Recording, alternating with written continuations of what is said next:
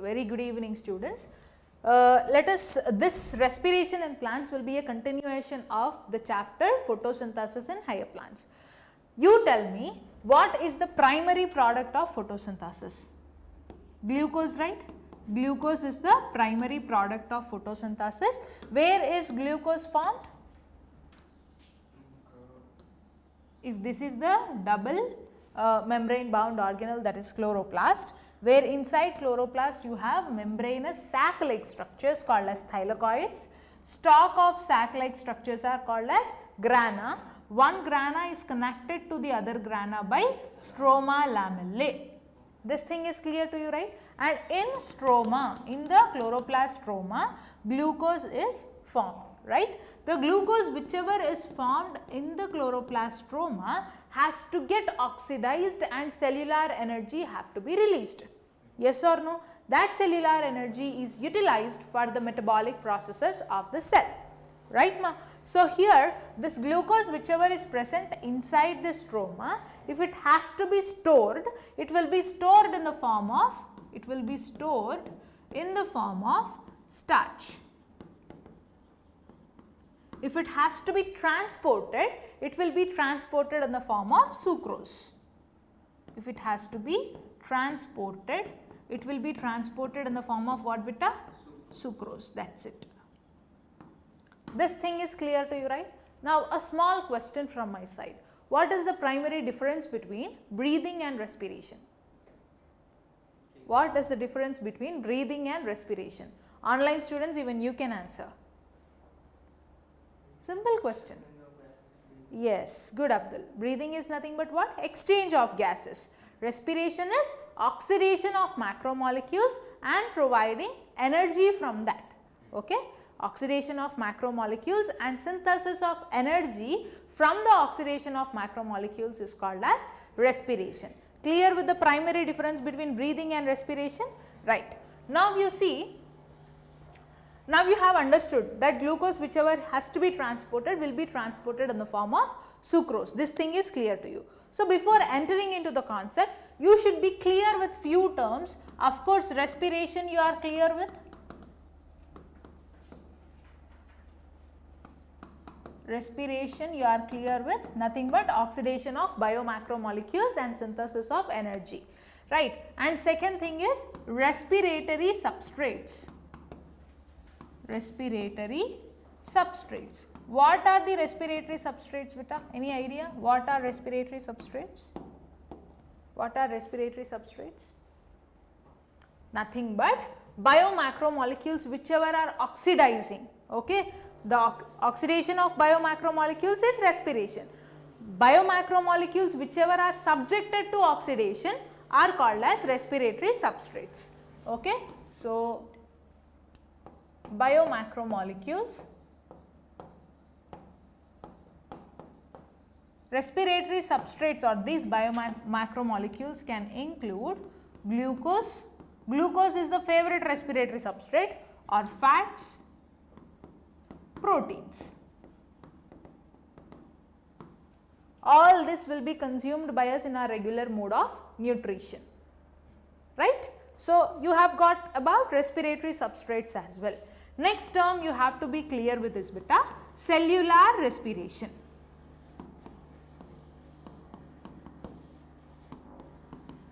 And then cellular energy.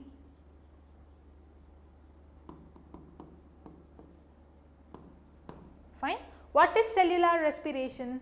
Nothing but oxidation of this biomacromolecules inside a cell and production of energy currency of the cell, nothing but ATP, is called as cellular respiration. What is that?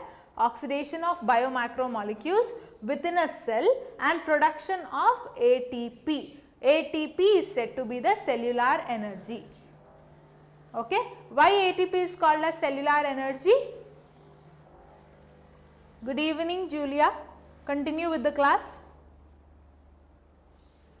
Why ATP is called as cellular energy? Any answer? Think. You have to question all the time, then only you will get the answers. That is how you will improve your knowledge. Stores energy in the form of bonds. Of course, NADH also stores, FADH2 also stores. Then why only ATP is considered as cellular energy or energy currency of the cell? Why?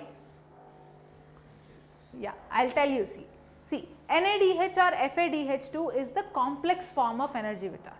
Okay, one NADH is equal to 3 ATP we will be saying, one FADH2 is equal to 2 ATP we will be saying. So, these are what? Complex forms of energy.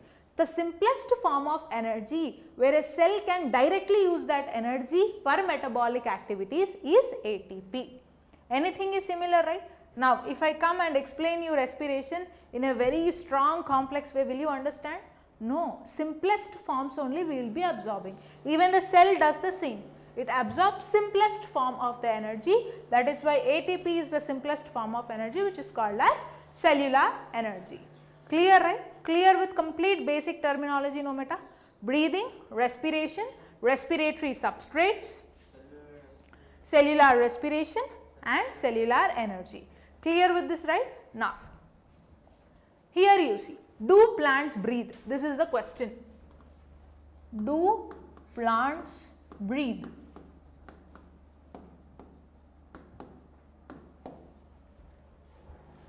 Yes or no? Do plants breathe? Yes. How? In photosynthesis we have learnt through the stomatal openings, carbon dioxide will be entering into the cell, where carbon dioxide will be fixed utilizing ATP and NADPH. We have learnt there, right? So, stomata from the leaves and lenticels in the stems will aid in the gaseous exchange. Okay? Stomata in the leaves and lenticels in the stem will aid in what? Gaseous exchange. But then plants will not have greater respiratory system like how human beings are possessing. Why? Because each plant part takes care of its own gaseous need. Very good. Okay? Each plant part will take care of its own gaseous need. Before that, you have to know one point, that from anatomy of flowering plants we have learnt that plant body is abundantly composed of which simple permanent tissue? Parenchyma. Okay? Plant body is abundantly composed of parenchymatous cells which are loosely arranged. Okay? Parenchymatous cells are loosely arranged.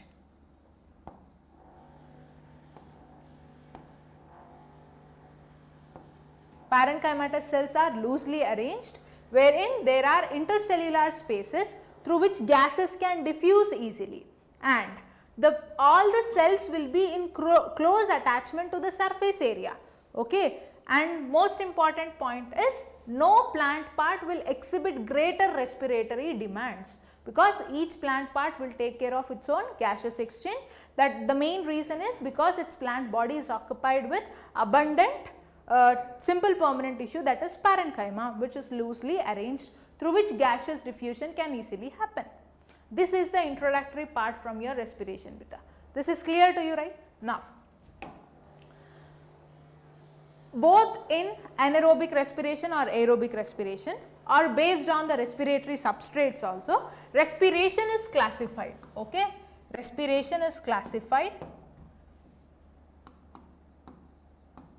Respiration is classified based on the respiratory substrates.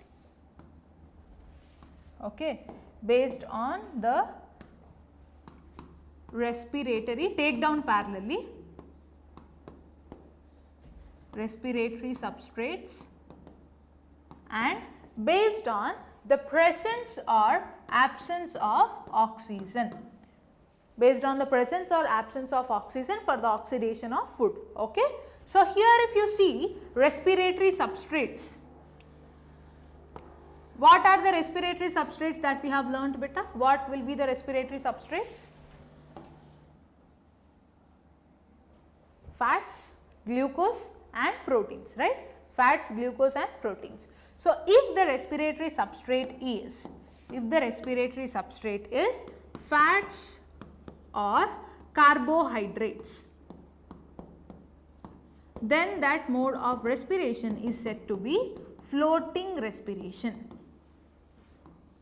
Fine.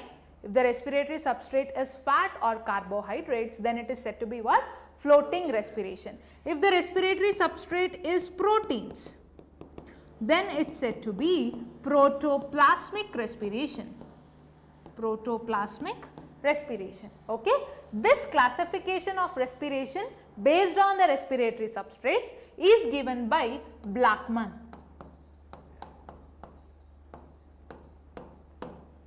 Fine.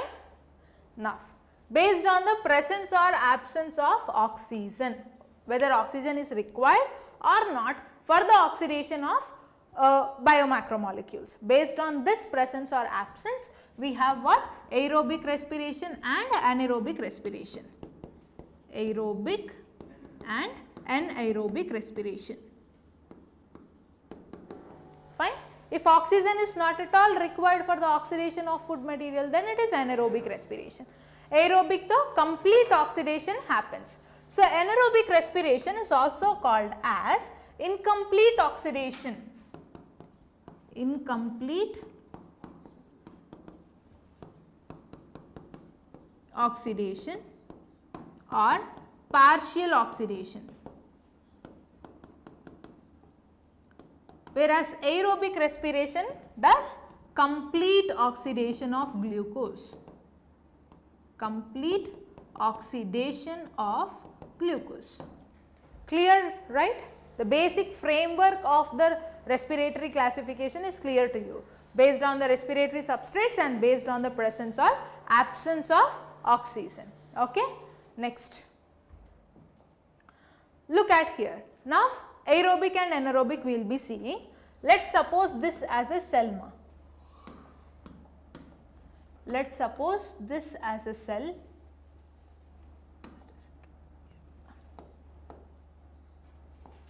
So, inside the cell's cytoplasm, I told you, glucose whichever is formed is transported in the form of sucrose and it will enter inside the cell.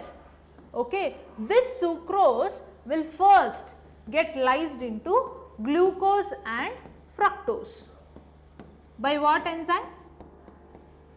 By the enzyme invertase. Okay. Sucrose immediately after entering into the cell, it will be lysed to what? Glucose and fructose by the enzyme invertase. Now, this glucose will start the process of respiration. Okay. The common pathway which happens both in the anaerobic and aerobic respiration is both in anaerobic and aerobic respiration is glycolysis. Okay. Glycolysis is the common pathway which happens both in the anaerobic and aerobic respiration. So, first in the process of glycolysis, glucose will be processed or oxidized in 10 steps, and at the end 2 molecules of pyruvic acid are formed. Okay. How many molecules? 2 molecules of pyruvic acid are formed. These 2 molecules of pyruvic acid, if in the absence of oxygen though, it will be in the cytoplasm only, either it will conduct alcoholic fermentation or lactic acid fermentation. Lactic acid fermentation will take place in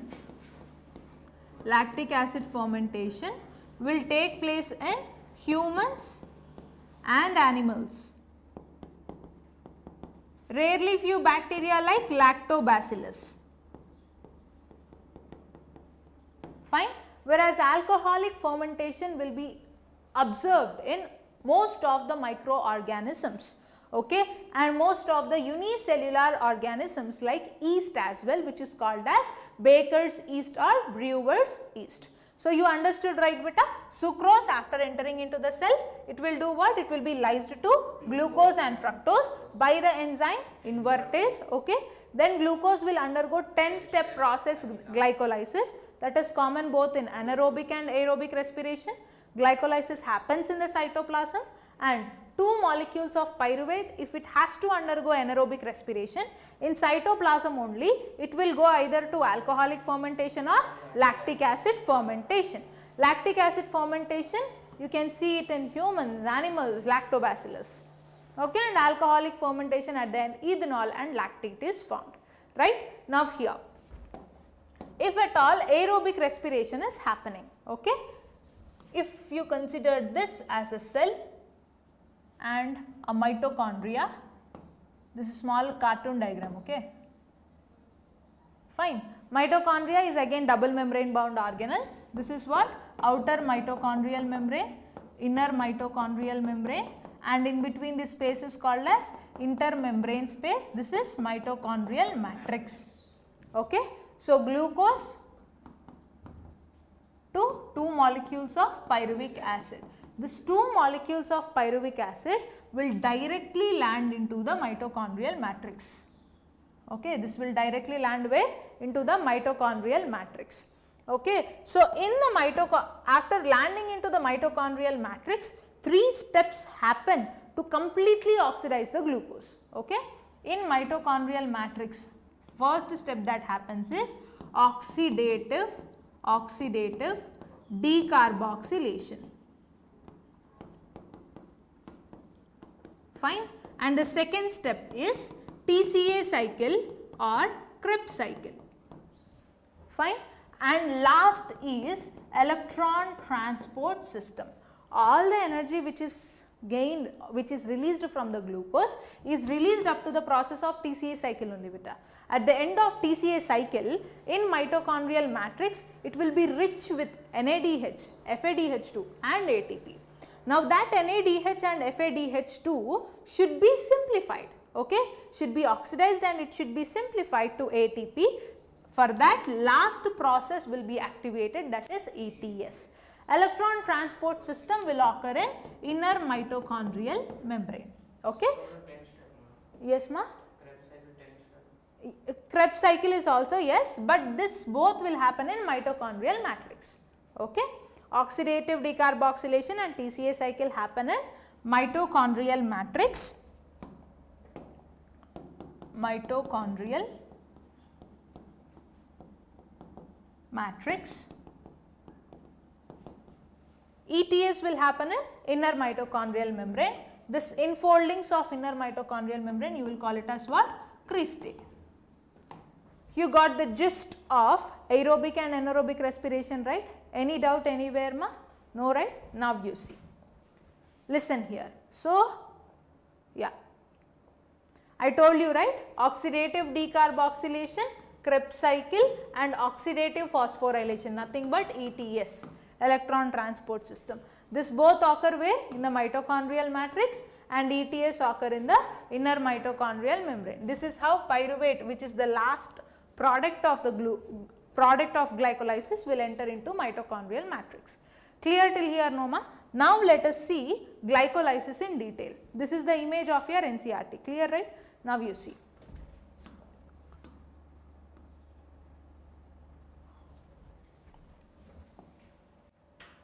Yeah.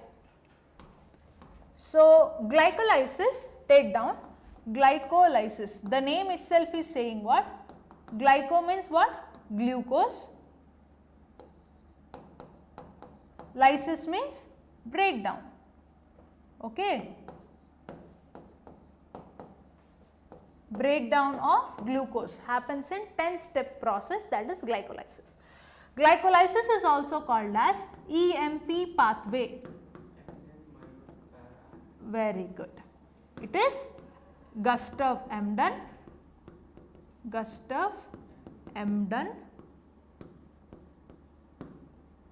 Otto Meyerhoff,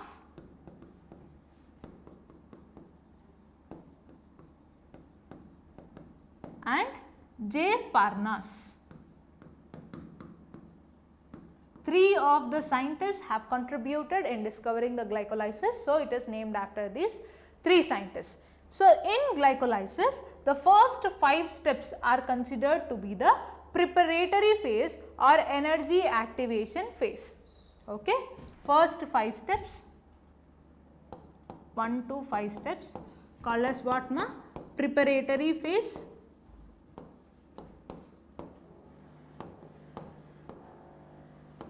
Or energy activation phase.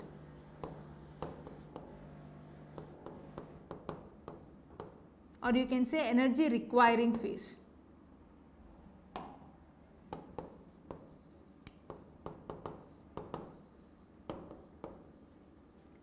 5 steps are called from 6th to 10th. These 5 steps are considered to be payoff phase.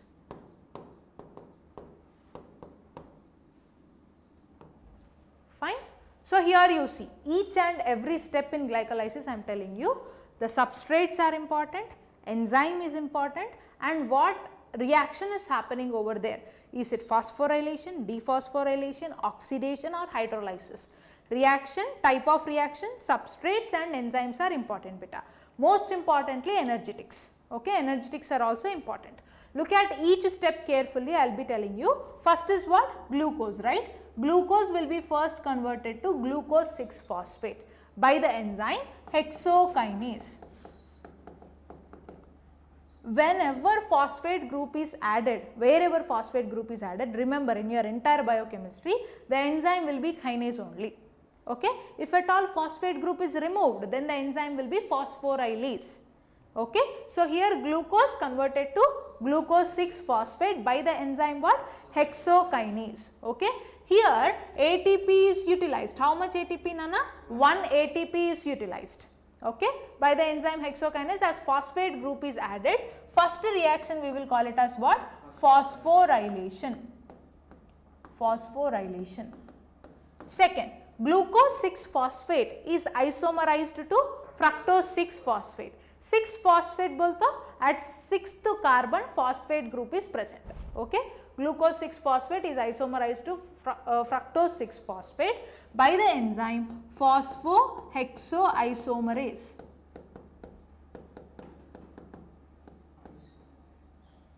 And this reaction is what? Second step is isomerization reaction. Fine. Third step you see. Third step is very important. Third step is called as rate limiting step. Okay. And here fructose 6-phosphate is converted to fructose 1,6-bisphosphate by a phase maker enzyme called as phosphofructokinase. Why phosphofructokinase is called as phase maker enzyme? Why this step is called as rate limiting step? That is the question. Okay. So, glycolysis means breakdown of glucose. You know, whenever you are in starving conditions or during fasting days, what happens? More glucose is required for the cell to conduct the metabolic activities and glycolysis will happen. And in in the cancer cells, okay, in cancer cells also, as more nutrition is required for metabolic activities, more glycolysis will take place. Okay. As such, the process of glycolysis is dependent on many factors. The accuracy or speed of glycolysis is dependent on many factors. That accuracy or speed of the glycolysis is modulated or monitored by which step? Third step, that is phosphofructokinase. That is why this step is called as what? Rate limiting step. Okay, rate limiting step, and this is catalyzed by phase maker enzyme, where it requires how much ATP again? 1 ATP. Clear, right? At first step and third step, 1 ATP is being taken where? From cytoplasm. From cytoplasm, that is being consumed for the reaction. Okay. And first step and third step are irreversible steps. Once that step is done, again this product cannot be converted to reactant. Okay. The rate limiting step, first step and third step are what? Irreversible steps. Now fourth step you see, fructose 6-phosphate is lysed to glyceraldehyde 3-phosphate and dihydroxyacetone phosphate, that is DHAP.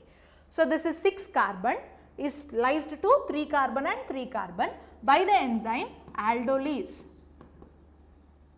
Fine. G3P and DHAP. Okay. Now, this reaction is called as what? Cleavage. And this is called as phosphorylation only, where fructose 6-phosphate to fructose 1,6-bisphosphate, because phosphate group is added at first group also. Okay, phosphorylation. So, this first 5 steps up to glyceraldehyde 3-phosphate are clear to you, right? Now, we look at payoff phase, where energy is released from the oxidation of glucose. Glyceraldehyde 3-phosphate is oxidized to 1,3-bisphosphoglyceric acid. What is oxidation? Either addition of oxygen or addition of protons or release of the addition of electrons or release of the protons. Either addition of oxygen or removal of hydrogen is called as oxidation, yes or no. So, here glyceraldehyde 3-phosphate is oxidized, where oxidation is happening, oxidation. Glyceraldehyde 3-phosphate is oxidized through 2,1,3-bisphosphoglyceric acid, okay. And NAD plus is dehydrated, sorry, NAD plus is reduced here, redox reaction is happening, where NAD plus to NAD plus protons are added, right, NADH plus H plus. Reduction happened here, but then substrate has got oxidized. So, this is what step? Oxidation step, clear, right. Now, 1,3-bisphosphoglyceric acid to 3-phosphoglyceric acid, where see, look here, from glyceraldehyde 3-phosphate at one run the reaction is done, right. Then DHAP will be isomerized to glyceraldehyde 3-phosphate, again the 5 steps will be continued, understood. So, from here we will count as 2-bisphosphoglyceric acid, fine beta. So, 2-bisphosphoglyceric acid is converted to 2-phosphoglyceric acid, where here 2 ATP will be released into the cytoplasm again, 2-phosphoglyceric acid to 2-phosphoglycerate, okay, by phosphoglycerate mutase, by mutase enzyme, okay, and phosphoglycerate to phosphoenol pyruvate by enolase enzyme, okay. Here water molecule is being released, right. Now, last step, where phosphoenol pyruvate is converted to what? Pyruvic acid, okay, by, and here 2 ATP will be released, very good, it is by pyruvate kinase, okay. So, this is the complete 10-step process of glycolysis. Here what you have to remember more, as I told you, substrates, enzymes and reactions. And first step and third step, here ATP are consumed. How much ATP is consumed? 2 ATP, first one and third one, total 2 ATP is consumed. Sixth step, 2 NADH are released, because we are counting it for 1 glucose na beta. So, 2 ATP will be released. At 7th step, 2 NADH are released at 6th step. At 7th step, 2 ATP will be released, and at 10th step also 2 ATP will be released from the reaction. Understood? Yes. Substrate level phosphorylation occurs both at 7th step and 10th step. SLP. What is SLP? Means what? See, the phosphate group is taken from the substrate to ADP and ATP is formed. One phosphate group is added to ADP, right? That phosphate group is taken from the substrate. That is why it is called as what? Substrate level phosphorylation. Here also phosphoenol pyruvate, phosphate group is taken by the ADP and ATP is formed, as such pyruvic acid is formed as the substrate. ATP is formed like that. So, 7th and 10th steps are what? Substrate level phosphorylations. Clear, right? Okay. Now, we will look into the energetics of glycolysis. Okay. Look here, 2 minutes, any doubt anywhere, just let me know.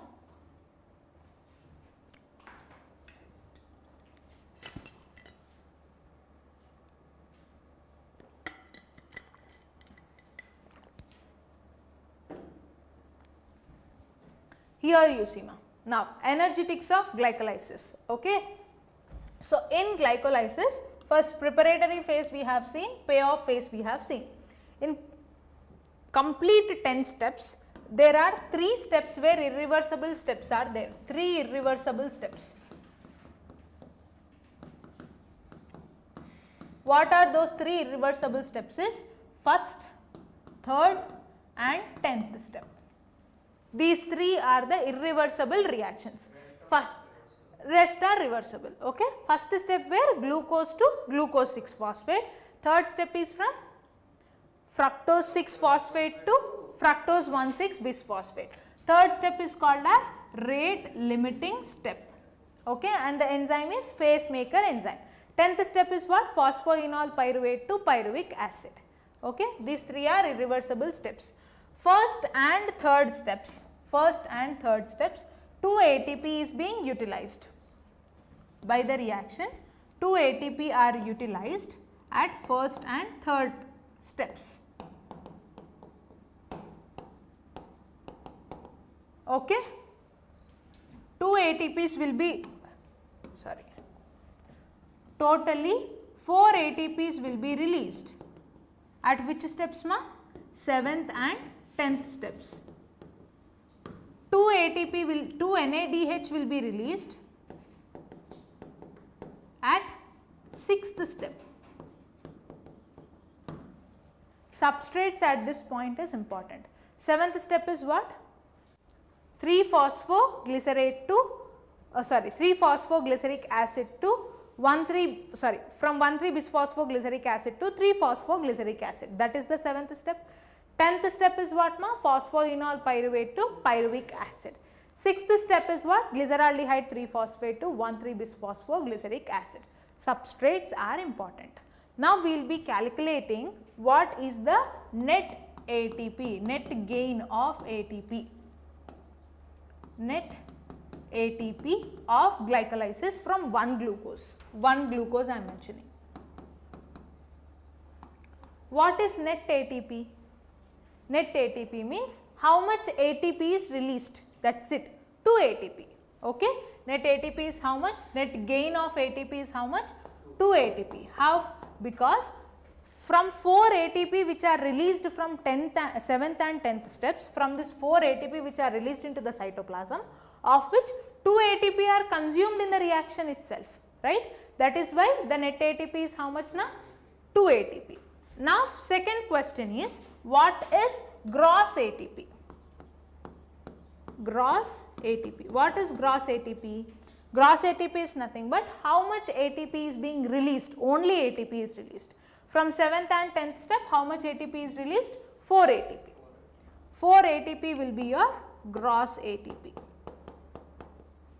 Fine. And then lastly, total ATP. Total ATP means you have to calculate the complete energy which is released. 4 ATP plus 2 NADH. We know 1 NADH is equal to how much ATP beta? 3. Okay. 2 NADH means 2 into 3 how much? 6 plus 2 net ATP, right? How much total? 8 ATP. Fine. And most important point to be noted, that is substrate level phosphorylation. What are the 2 steps where SLP is happening in glycolysis? 7th step and 10th step. Fine. 7th step and 10th step. Any doubts anywhere ma? No, right? Glycolysis is crystal clear to you. Now at the end, pyruvic acid is formed. Now this pyruvic acid, if it is going for anaerobic respiration, what happens we will be discussing. In our next class, we will be discussing about oxidative decarboxylation, TCA cycle, electron transport system, amphibolic pathway and respiratory quotient. 5 concepts we will be discussing in our next class. Okay. Now we will look into the anaerobic respiration, what happens. Okay. So where does that land? Pyruvic acid will be in the cytoplasm only. Okay, in cytoplasm itself. If it is conducting alcoholic fermentation, I told you it can conduct either 2 things, right? Pyruvic acid, it can conduct either alcoholic fermentation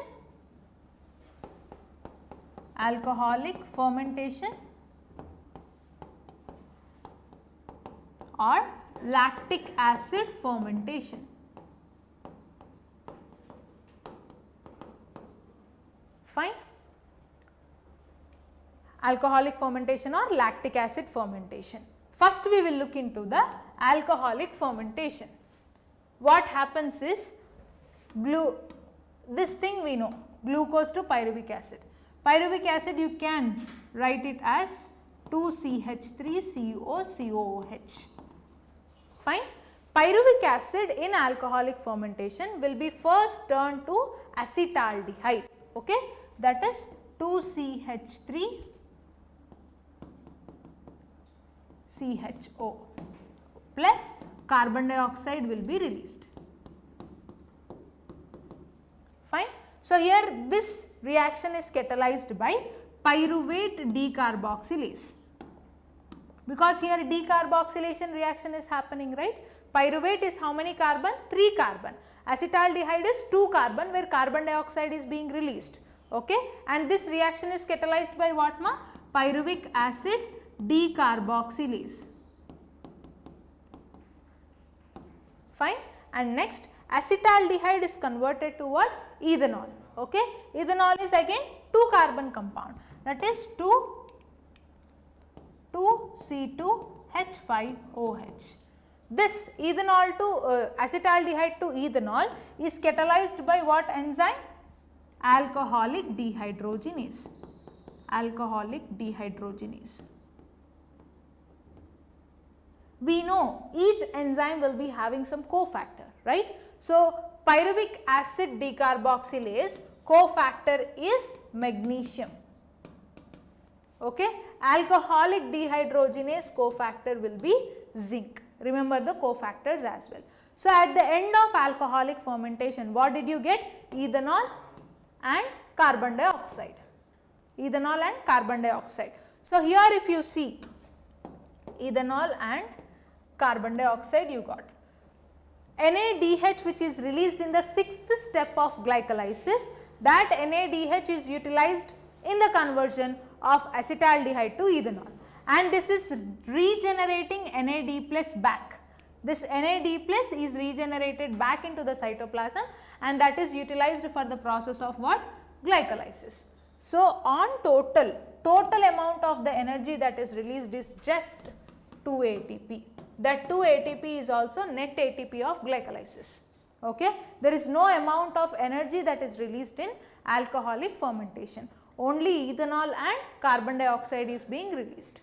Understood? Yes or no? Few more points to say about alcoholic fermentation. At the end, what is formed? Ethanol, that is alcohol is being formed inside the cell, okay. If that alcohol or ethanol range is above 13%, then it is toxic to the cell, it will cause the cell death, okay. Toxicity you can take down. If it is 13%, alcohol accumulation inside the cell is 13%, then it is toxic, okay. And be it in alcoholic fermentation or lactic acid fermentation, only 2 ATP will be released, that is also net ATP of glycolysis, okay. That is less than 7% of energy, less than 7% of the energy of glucose is released, of the energy of glucose is released. So, are you clear with alcoholic fermentation, beta? Best example I can tell you is yeast, baker's yeast or brewer's yeast, okay. And then lactic acid fermentation. Lactic acid fermentation. Along with few microorganisms like lactobacillus, lactic acid fermentation will also take place in human cells and in animals, okay. Mostly muscle cells of the humans, okay. Why lactic acid fermentation occurs in human beings? Because this serves as quickest source of energy. Whenever you do vigorous workout or exercise, then usually few people will get muscle cramps, yes or no? That is because of lactic acid accumulation inside the cells, okay. It is because of what? Lactic acid accumulation inside the cell. Lactic acid fermentation is operated in those cells which serves as quickest source of energy, okay. The quickest source of energy, that is 2 ATP will be released, that serves as quickest source of energy, but then lactic acid accumulation will cause what? Cramps, fine. Here if you see pyruvate, from pyruvate to lactic acid, this is catalyzed by the enzyme lactic acid or lactate dehydrogenase. Lactate dehydrogenase. cofactor of this enzyme will be zinc again. Fine. Same the case again, the NADH which is released from the 6th step of glycolysis is utilized by for the conversion of pyruvate to lactic acid, and then here this is converted to NAD plus, right. This NAD plus will serve as what? Regeneration of NAD plus will get reduced to NADH in the 6th step. Fine. So, here also again the energy release is just 2 ATP. Fine. So, this is completely about what? Anaerobic respiration and glycolysis with complete introduction of respiration. Any doubts anywhere till here, beta? No, right? In our next class, what are we going to deal with? So, before ending the class, I would like to solve few objective based on this session. Okay? Shall we exercise that? Raghav, are you okay? Yeah.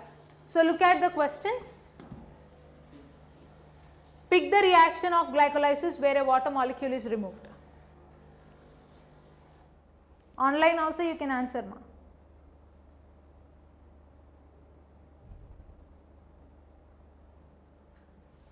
Pick the reaction of glycolysis where a water molecule is removed.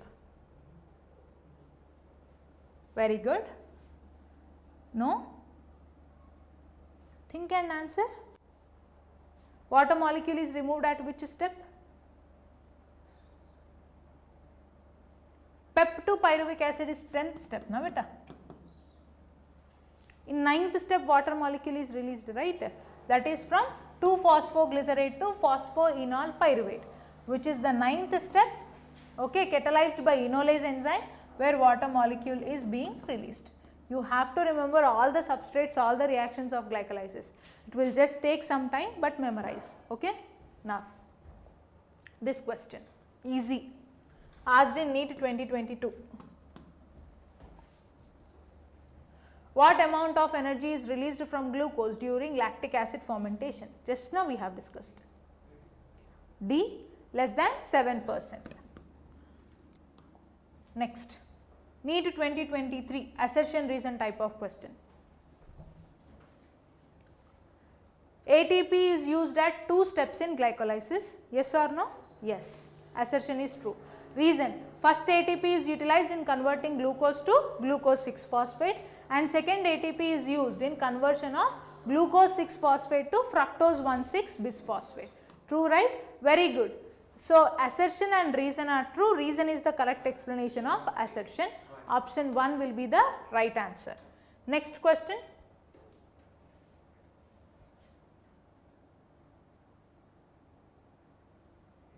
What is the net gain of ATP when each molecule of glucose is converted to 2 molecules of pyruvic acid?